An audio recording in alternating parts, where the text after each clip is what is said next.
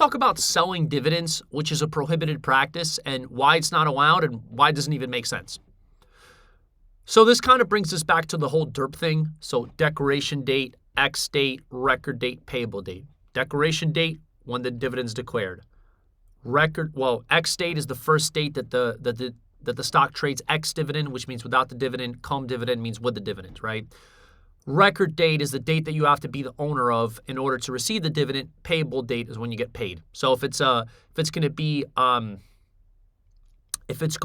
transaction is going to settle regular way, the X date is the record date, because by the time it settles, it's too late to get the dividend. And if it's a cash transaction, it settles the same day. So at that point, the X date would become after the record date. So it'd be more like DREP than DERP, right? So kind of, easy. The acronym doesn't always work from that perspective. So selling dividends. Let's say someone were to sell to a client, hey, you need to buy the stock because it's about to pay dividend.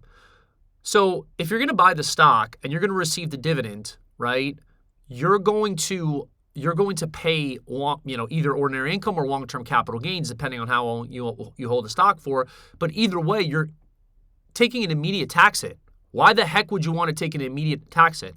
On top of that, what happens is on the X date, the price of the stock will get reduced by the dividend, right? And that's where also the orders are going to change. So all the orders that are below the market, like buy limits and sell stops, are going to get reduced unless you mark DNR, which is do not reduce, right? So the buy stops and the sell limits are not going to be affected. But going back to this, why the heck would you want to have an immediate tax hit when you could just buy it on the X date and then the stock's going to get reduced by the dividend anyway? So might as well just not take any tax hits and get it at a lower price, right? Wouldn't that make more sense? So that I just wanted to also explain why the logic behind that. It's not just a prohibited practice for no reason. There's actually a good reason for it. So it's actually best to perhaps buy the stock post-dividend, right? Ex-dividend, then cum dividend. So that's kind of the reasoning behind it. And remember also with the order adjustments that if, on the X date, the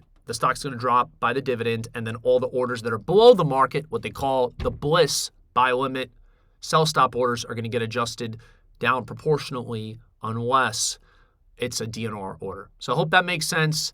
Listen in for more and hope you have a great day. Thanks.